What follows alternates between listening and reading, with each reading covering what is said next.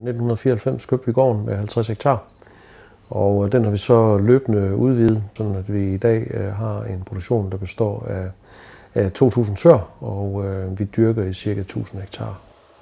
Grunden til, at vi har majs inde på vores bedrift, det er, at det forlænger vores sæson i marken. Det er en højværdi afgrøde på niveau med hvede, og det giver rigtig, rigtig godt foder.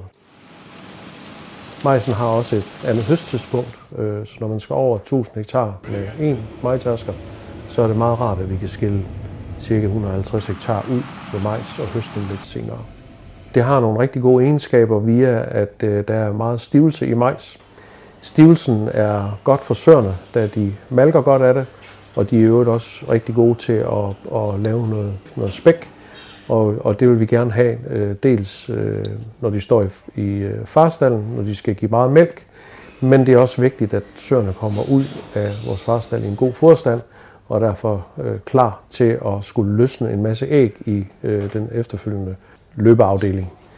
Majs er også meget velsmagende i vores foder, så det fremmer også foderoptagelse ved søerne, såvel som ved smågrisene.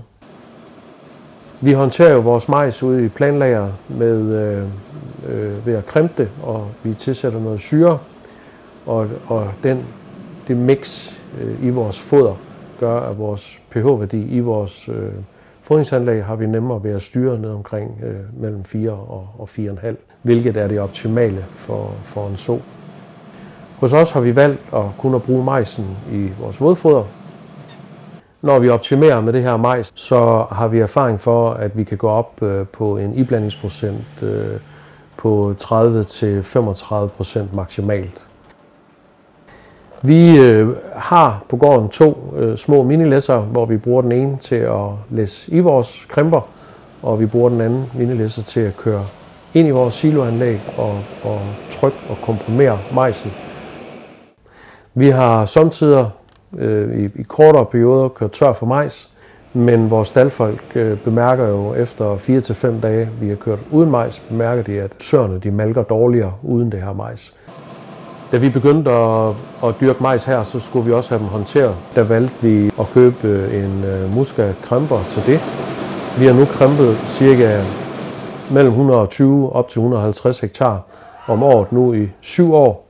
Og vi har ikke haft nævneværdige omkostninger på den. Her på 7. år kremper vi omkring 40 tons i timen, og det ligger lidt under den høstkapacitet, vi har. Hver dag så kører vi majs i et rustfri stål påslag, hvor det derfra bliver transporteret ind i en blandetank. Og det pumper vi så fra vores foderlade, som ligger ca. 300 meter fra vores blandekar. Vi pumper det under en vej og ind under staldene, og så kommer det op i et knudepunkt, hvorfra vi så fordeler majsen til de forskellige blandetanke, vi bruger. Når vi kigger på, hvilke sorter af majs vi skal have, er det meget, meget vigtigt, at vi vælger en majssort, som er fremavlet til at skulle være en majs til modenhed. Vi vil rigtig gerne ud og høste vores majs, når den har en vandprocent på omkring 35, da det giver en god ensileringsproces. Toksindannelser i ensileringsprocessen, det har vi aldrig oplevet at have i de 7-8 år, vi har haft majs.